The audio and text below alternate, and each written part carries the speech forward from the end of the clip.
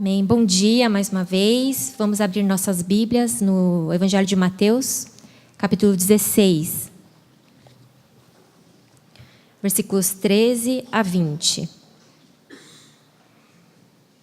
Mateus, capítulo 16, versículos 13 a 20.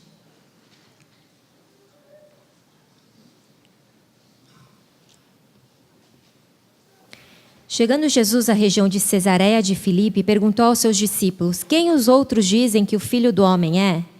Eles responderam: alguns dizem que é João Batista, outros Elias e ainda outros Jeremias ou um dos profetas. E vocês? Perguntou ele: quem vocês dizem que eu sou? Simão Pedro respondeu: tu és o Cristo, filho do Deus vivo. Respondeu Jesus: feliz é você, Simão, filho de Jonas, porque isto não lhe foi revelado por carne ou sangue, mas por meu Pai que está nos céus. E eu lhe digo que você é Pedro, e sobre esta pedra edificarei a minha igreja, e as portas do Hades não poderão vencê-la. Eu lhe darei as chaves do reino dos céus. O que você ligar na terra terá sido ligado nos céus, e o que você desligar na terra terá sido desligado nos céus. Então advertiu a seus discípulos que não contassem a ninguém que ele era o Cristo. Pode mostrar para a gente a primeira figura, por favor? Não sei quantos conhecem ou se lembram dessa brincadeira. É o telefone sem fio.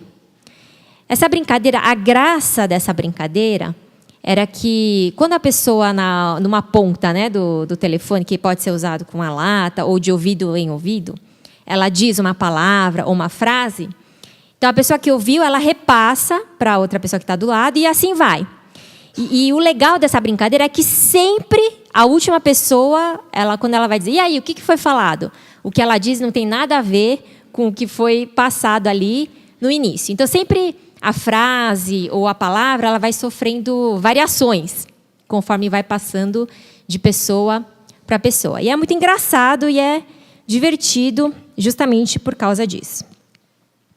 O problema do telefone sem fio, e esse é o princípio a respeito do qual eu gostaria de refletir com os irmãos, à luz desse texto que nós lemos hoje, é que sempre que uma informação, um acontecimento, uma história, ela é passada e repassada, ela está fadada a sofrer variações e a sua veracidade ela é sempre comprometida, porque o ser humano é assim, cada um vai contando na sua perspectiva, dando ênfase àquilo que acha mais interessante, aos aspectos com os quais se identifica mais, e assim por diante. Então, por isso que a fofoca é um grande problema, né, nas nossas vidas, na sociedade, e ela não deve existir, principalmente na igreja, porque as informações vão passando de boca em boca, e elas podem se tornar grandes armas de mentira que podem destruir, né, uma vida. Mas não vou falar do problema da fofoca hoje, talvez em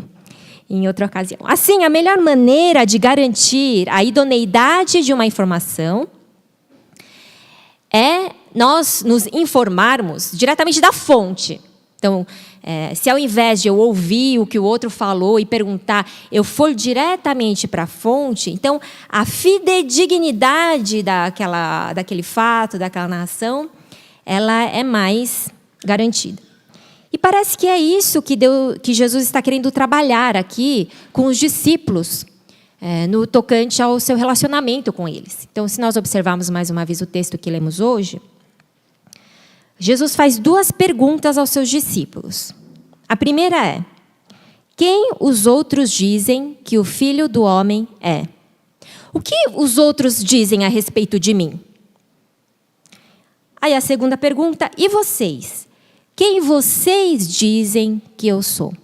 Por meio dessas duas perguntas, nós já podemos perceber que existem dois tipos de conhecimento de Deus. Então, é possível você conhecer Deus de ouvir falar, que é o que os outros dizem a respeito dele, como também é possível você conhecer Deus fruto do seu próprio relacionamento pessoal com ele, quem você diz que eu sou. E essa questão do conhecer a Deus é extremamente importante, porque é o pilar da nossa fé cristã. Porque o cristianismo e a nossa fé não se baseia e nem se constrói em cima de regras, de leis e de ordenanças. Se fosse assim, nós só precisaríamos cumprir tudo o que está escrito na lei de cabo a rabo, voltar ao judaísmo, e então ficarmos seguros da nossa salvação e aprovação diante de Deus. Muito pelo contrário. O cristianismo e a nossa fé estão baseados e se constroem em cima de um relacionamento. Por quê? A base da nossa fé é uma pessoa. E é uma pessoa que está viva. É Jesus Cristo, o Filho de Deus. Por isso é tão importante para nós cristãos conhecermos Jesus, conhecermos a Deus. Porque tudo o que nós professamos e toda a nossa fé depende disso, do conhecimento de Deus e do relacionamento que acontece a partir desse conhecimento. Então, em João 14:6, quando Jesus está preparando os seus discípulos, dizendo, agora eu vou, e aí vocês não vão mais me ver, porque a crucificação está chegando, e aí os discípulos se inquietam, e o Tomé já fica todo afobado, mas para onde você vai, Jesus? Mostra o caminho para a gente poder também te seguir, te encontrar lá, e Jesus diz o quê? João 14:6, eu sou o caminho, a verdade e a vida. Ninguém vem ao Pai a não ser por mim. Jesus não disse como era esse caminho, aonde era. Ele não deu as coordenadas para encontrarmos esse caminho ao Pai, que leva ao Pai pelo GPS. Ele disse o quê? Que Ele mesmo é o caminho. Isso quer dizer que a base da nossa fé e a própria salvação estão contidos numa pessoa, que é Jesus. Ele mesmo é quem diz que Ele é o caminho, a verdade e a vida, e ninguém pode ir ao Pai a não ser por Ele. Então, quando nós observamos a Bíblia, e muitas pessoas já disseram isso, que a Bíblia é uma história de amor. A história de amor de Deus por nós. Então, desde a criação, porque Deus nos criou, com o propósito de se relacionar conosco, num relacionamento perfeito. Mas esse propósito foi interrompido por causa do pecado, da decisão do homem de, não, eu não preciso de Deus. Eu posso ser senhor das minhas próprias decisões, eu posso discernir o que é bem, o que é bom e o que é mal. Então, esse relacionamento, inicialmente proposto por Deus, ele é rompido.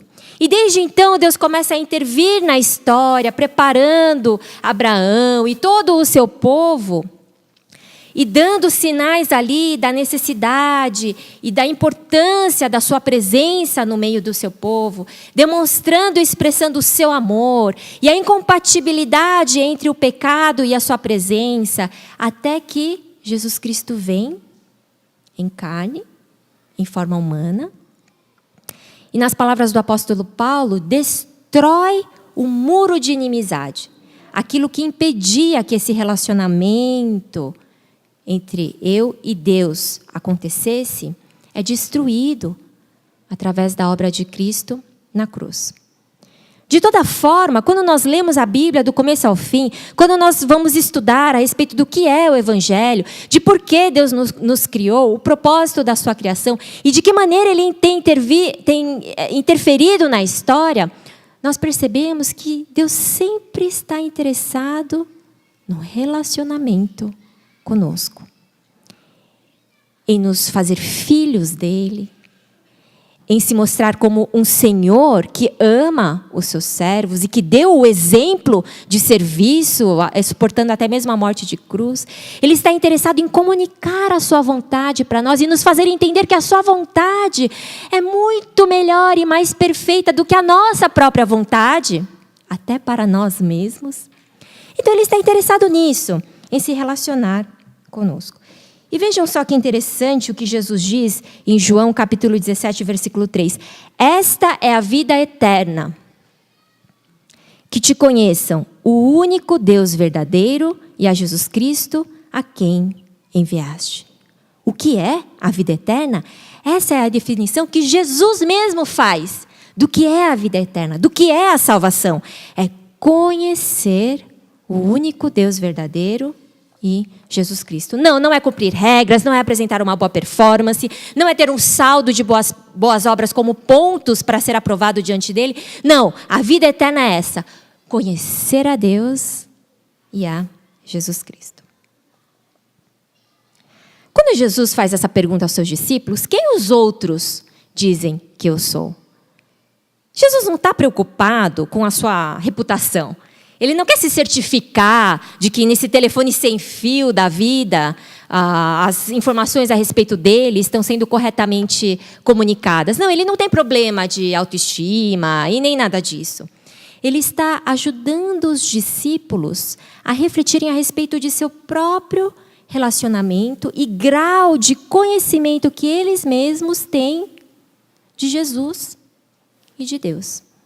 Quem os outros? O que vocês têm ouvido aí, por aí, a respeito de quem eu sou? Tem um livro muito interessante em que o autor trata dessa questão e ele diz o seguinte, que nós somos chamados não para sermos fãs de Jesus, mas para sermos discípulos.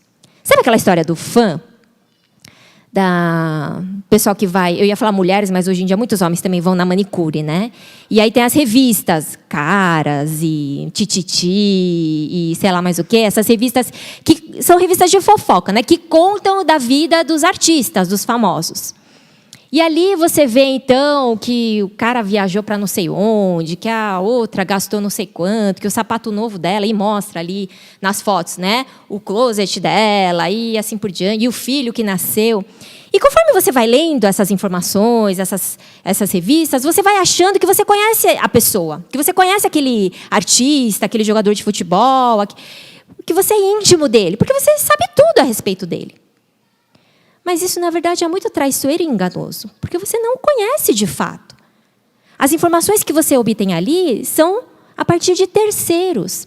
E não são informações que vão lhe dizer a respeito do caráter daquela pessoa, mas é apenas uma informação superficial. Então, não é porque você leu a respeito do, sei lá, o Neymar, ou que você sabe tudo, o tamanho do sapato que ele calça, o tamanho da calça que ele veste, o tamanho da camisa, e a cor que ele mais gosta, e o prato preferido. Você não pode dizer que você conhece, a não ser que você se sente com ele.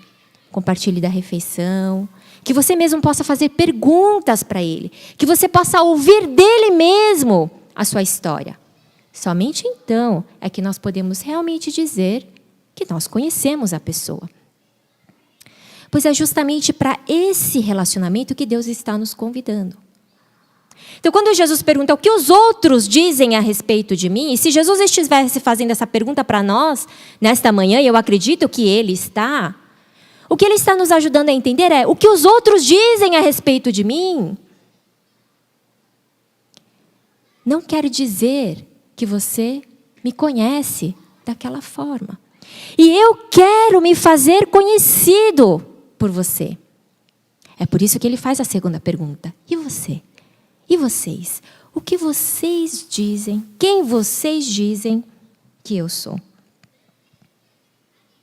Jesus está interessado em que o conheçamos a partir de um relacionamento pessoal e não a partir de terceiros.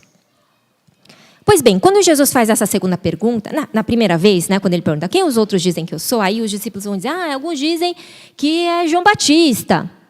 Daí eu fico pensando, talvez, né, pelo conteúdo das pregações de Jesus, anunciando a vinda do reino e pregando arrependimento. Jesus, outros dizem que é Elias. Talvez por causa dos sinais e milagres que Jesus realizava. Outros dizem que é Jeremias ou algum profeta. Talvez porque Jesus mesmo se declarava e se apresentava como filho do homem, filho de Deus, enviado por Deus, representante de Deus e assim por diante. E aí quando Pedro faz a sua declaração, tu és o Cristo, o Filho do Deus vivo. Na verdade, essa resposta de Pedro é uma resposta que qualquer um de nós poderia dar. É simples. Se uma criança cruzar comigo agora no corredor e perguntar quem é Jesus, nós não teríamos dificuldade de responder a ela. Jesus é o Filho de Deus, Ele é o Cristo. Que significa? Ele é o Salvador, Ele é o Messias, aquele que estava prometido para tirar o pecado do mundo. Sim, mas por que, diante dessa resposta simples de Pedro, Jesus reage de uma maneira que a princípio parece desproporcional? Vamos ver o que Jesus diz no versículo 17. Logo após essa declaração de Pedro. Feliz é você, Simão, filho de Jonas, porque isto não lhe foi revelado por carne ou sangue, mas por meu Pai que está nos céus. Nossa, Jesus, que exagero. O Pai revelou isso que todo mundo sabe, Jesus é o Cristo, é o Filho de Deus. Não é isso que Jesus tem repetido constantemente desde que iniciou o seu ministério? Pois é. E mais uma vez, nós nos deparamos com a possibilidade de 2 tipos de conhecimento de Deus. Um, a partir do que os outros dizem, que é revelado por carne e sangue, que é comum, que é de entendimento comum a qualquer homem. Mas existe um outro tipo de conhecimento de Deus. E é para este conhecimento que Deus nos convida, que é o conhecimento direto, pessoal. Aquele conhecimento que somente o Pai pode nos revelar. E como que Deus nos revela esse conhecimento de Deus? A Bíblia diz que quem faz essa função, essa obra, é o Espírito Santo. Então, é o Espírito Santo que nos faz lembrar das palavras de Jesus. É o Espírito Santo que nos ajuda a entender as palavras de Deus. É o Espírito Santo que nos ajuda a discernir aquilo que de fato é espiritual e aquilo que não é espiritual, que não agrada a Deus. A Bíblia diz em Romanos 8 que é o Espírito Santo que testifica ao meu espírito que nós somos filhos de Deus. Então, uma coisa é quando eu mantenho um conhecimento indireto com Deus, a partir do que os outros dizem. E eu digo, eu sou filho de Deus, Jesus morreu na cruz por mim, Deus é amor. Esse nível de conhecimento ainda não é suficiente para que possamos conhecer a vida eterna, para que possamos nos manter firmes na fé que professamos. Enquanto a nossa fé está baseada nas informações que obtemos de terceiros, muito dificilmente nós daríamos a nossa própria vida por aquelas afirmações.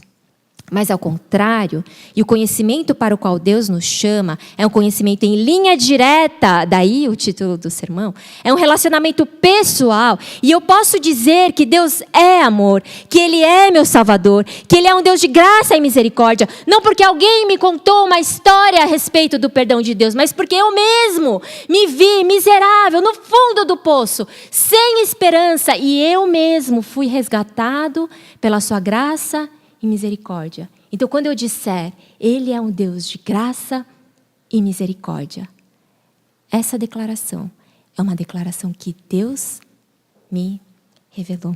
Que Deus tenha misericórdia de nós, para que todos nós possamos crescer e amadurecer nesse conhecimento direto, pessoal de Deus, revelado pelo seu Espírito. E no versículo 18, Jesus diz assim para Pedro: e eu lhe digo que você é Pedro, e sobre esta pedra edificarei a minha igreja, e as portas do Hades não poderão vencê-la. Pois é. Quando o conhecimento que temos de Deus é revelação dele, fruto de um relacionamento pessoal, de um conhecimento direto dele, então a nossa fé, ela vai se tornando cada vez mais forte, mais sólida, mais firme, alicerçada, e ela não será facilmente abalada. Não é aquela história? Você fala, não, Deus, Ele é a minha fortaleza, é a minha torre forte, é meu escudo, Ele é soberano, porque você canta aqui na igreja, porque você ouve o irmão compartilhar o testemunho de vida dele. Aí amanhã você enfrenta um grande problema e você diz, a primeira coisa que você diz é: pô, Deus, cadê? Tá de sacanagem? Deus me abandonou? Pois é.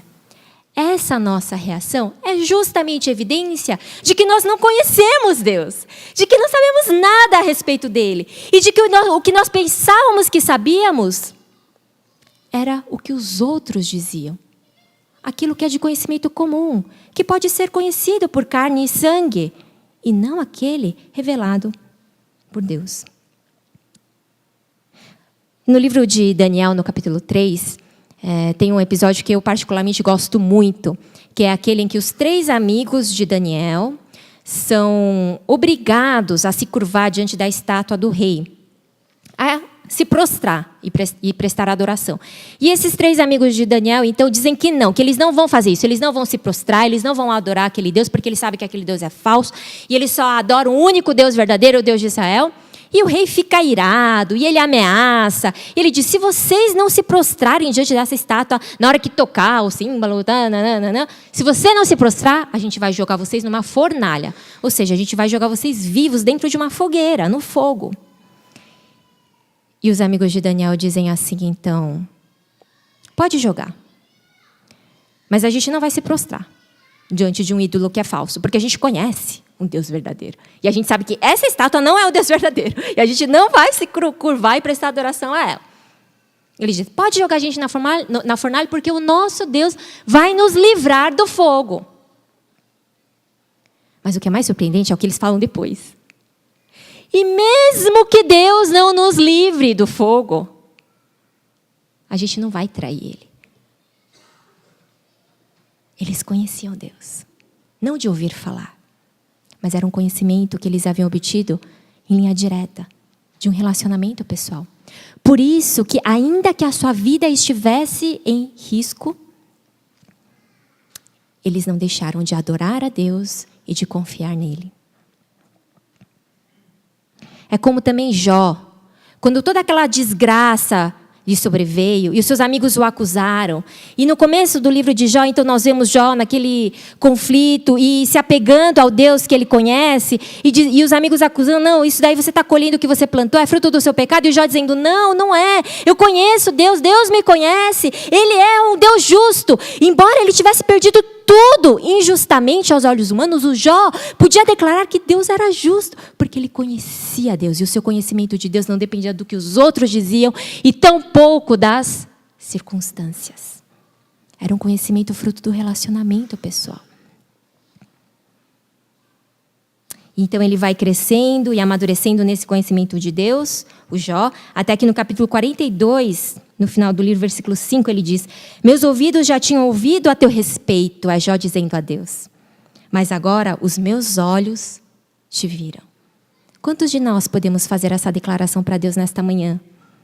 Puxa, Deus, eu já ouvi tanto a respeito do Senhor, mas agora eu posso te ver.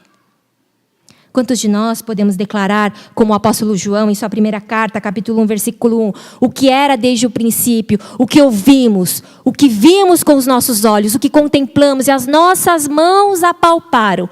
Isto proclamamos a respeito da palavra da vida. Pois é, quando nós evangelizamos, quando nós compartilhamos a palavra, quando nós falamos da nossa fé para alguém que não conhece, há uma grande diferença nos efeitos desse testemunho. Quando o que eu estou compartilhando é o que eu ouvi de outros. E quando o que eu estou compartilhando é fruto do meu próprio conhecimento pessoal, fruto do meu relacionamento com Ele. E o último exemplo que eu gostaria de dar aqui, bíblico, é a parábola do filho pródigo, em Lucas 15, versículos 11 a 32. Então o filho pródigo, ele sai de casa, ele chuta o balde, ele aproveita a vida. E qual é o momento em que a história sofre a reviravolta? Em nenhum momento o pai sai para buscar o filho. O momento em que a história sofre a reviravolta é quando o filho se lembra do pai. Porque ele conhece o pai, é que ele pode voltar. Puxa, olha como eu estou vivendo. E o meu pai, ele trata tão bem até mesmo os seus empregados, eu vou voltar. Não era que ele era um cara de pau, eu vou voltar, pai, me aceita, vai, você é gente boa. Não, ele estava humilhado, envergonhado. Ele voltou talvez cabisbaixo, a passos curtos, pensando, o que eu vou dizer para o meu pai?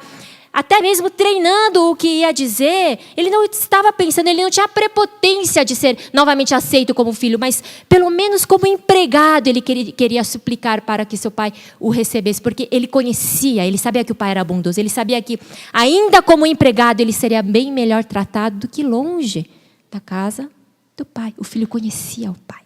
Sabe, conhecer o pai, conhecer a Deus diretamente faz toda a diferença na nossa vida.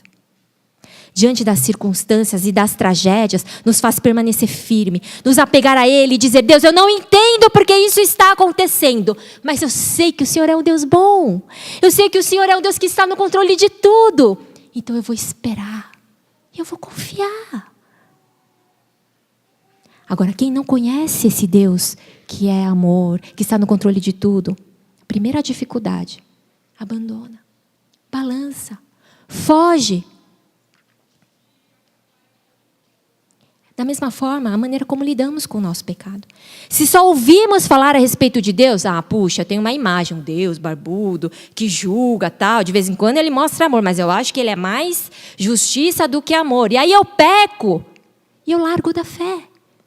Por que Deus me deixou pecar? Por que Deus está deixando isso acontecer comigo? Mas quando eu conheço Deus, o seu amor que Ele demonstrou na cruz, quando isso me foi revelado pelo seu Espírito, a maneira como eu lido com o meu pecado também é diferente. Pequei. Vamos, se humilha diante de Deus. Rápido, deixa Ele te restaurar. Vamos começar de novo. Esse é o poder da cruz. E nós não ficamos sentados lamentando, céus, terra, por que isso, por que aquilo? Mas Deus, não te entendo. Lógico que não entende, não conhece. Pois Deus quer nos dar uma fé assim, madura, sólida, alicerçada, que é firmada e construída nele, que é a nossa salvação, a vida eterna. E como nos relacionamos com Deus? É assim mesmo. Comece lendo a Bíblia. Nós tivemos o retiro de jejum com os jovens na semana passada. Foi um dia de jejum. E nós lemos a Bíblia juntos e compartilhamos. E foi muito interessante, porque nós lemos livros que não são muito assim comuns de se ler, digamos assim. Então, nós lemos, por exemplo, Esdras, Neemias, Jonas, Esther. E aí, no momento do compartilhamento, quase que unanimemente, a reação dos jovens foi: nossa, eu não sabia que isso estava escrito aqui nesse livro de Jonas. Porque a história de Jonas, a gente só ouve os outros contar, mas muito poucos de nós, de fato, sentamos, abrimos a Bíblia no livro de Jonas. Alguns de nós nem sabemos onde está esse livro. E lemos do começo ao fim. Puxa, achei tão interessante, porque eu li um negócio aqui que eu nunca tinha ouvido falar. Não tem problema que você não tenha ouvido falar, desde que Deus esteja falando com você agora. Então precisamos ler a Bíblia, precisamos separar tempo para orar, separar tempo em solitude com o Senhor, para parar, repensar a nossa vida, escrever uma carta para Deus, um diário de oração. Isso não quer dizer que vamos deixar de vir aos cultos, deixar de ouvir pregações, estudos, deixar de participar das fazendas. Mas quando nos reunirmos como igreja, aquilo que Deus está nos falando a nós como um corpo, aquilo precisa testificar aquilo que Deus já está falando a cada um de nós individualmente. Isso vai fazer dos nossos momentos de louvor como igreja muito mais poderosos, muito mais agradáveis ao nosso Deus. E também uma forma de nós desenvolvermos esse conhecimento pessoal é a experiência. A experiência particular e individual com Deus. E como que a gente tem essas experiências com Deus? Da provisão dEle, do milagre dEle, resposta de oração. Obedecendo aos seus mandamentos. Quando nós começamos a caminhar em obediência aos seus mandamentos, é quando nos é possível desfrutar da sua provisão, da sua ação, do seu milagre e das suas respostas às nossas orações. Eu queria encerrar contando uma última história que aconteceu em 1989, na Armênia. Foi um terremoto que aconteceu ali e havia um pai e seu filho estava na escola no momento do terremoto. Então, quando foi possível sair de suas casas, o pai correu para a escola e aquela escola estava debaixo de pedras. Só havia pedras ali. Então o pai entrou em desespero e ele pensou, onde que ficava mesmo mais ou menos a sala do meu filho? E correu para aquele lugar, geograficamente, que ele acreditava que era onde era a sala do seu filho. E ele, chorando, gritando, começou a remover aquelas pedras. E as pessoas que estavam ao redor tentando acalmá-lo, contê-lo. Não dá, não tem esperança, para com isso, você tem que aceitar o que aconteceu. E enquanto o pai removia as pedras, ele disse que se lembrava das palavras que ele todos os dias dizia a seu filho, quando o filho ia para a escola. Filho, o que quer que aconteça, sempre que você precisar de mim, eu estarei ao seu lado, sem falta. E o desespero era maior, porque ele queria cumprir aquela promessa para com seu filho. E depois de 38 horas debaixo dos escombros, esse pai que não desistiu de encontrar o seu filho vivo, ouviu o seu filho responder ao seu chamado: filho, filho, papai, é você? E ele estava lá, vivo, junto até mesmo de outras crianças ao redor. E quando então os bombeiros vieram e removeram aquelas pedras e tiraram aquelas poucas vidas que sobreviveram àquelas 38 horas debaixo das pedras, o filho disse para o pai: eu sabia que você ia vir. Eu falei para os meus amigos que quando você promete, você cumpre. É esse pai que Deus quer ser em nossas vidas. Quais são as promessas que Ele mesmo tem feito a você, nas quais você pode se apegar? Ainda que o mundo inteiro se volte contra mim, ainda que exércitos se acampem ao meu redor, ainda que a minha própria vida esteja em risco. Quais são as promessas? Quem é o Deus que você conhece e a quem você pode se apegar e dizer, até mesmo, eu não entendo, mas eu confio. Vamos orar?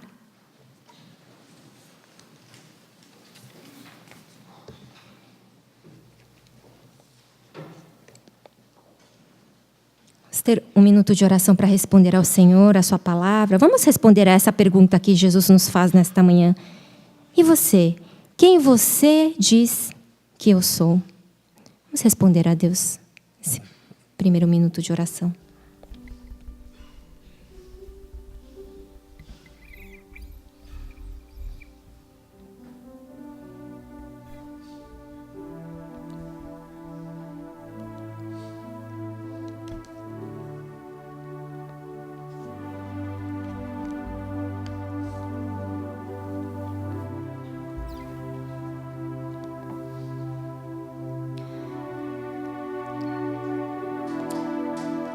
Senhor, obrigada por amar esta igreja.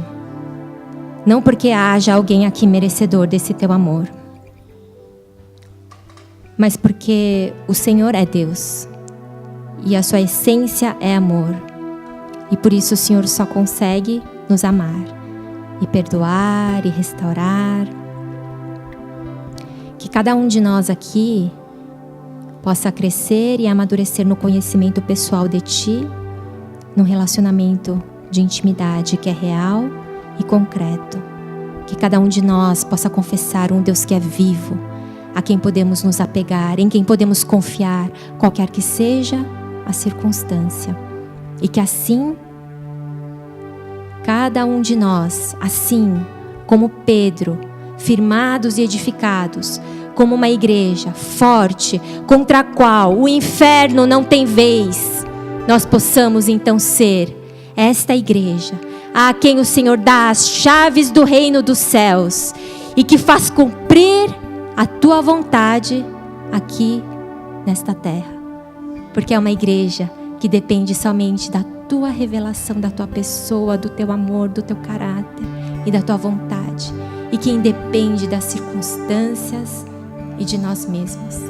E assim, que o teu nome seja glorificado, a tua vontade estabelecida nessa terra.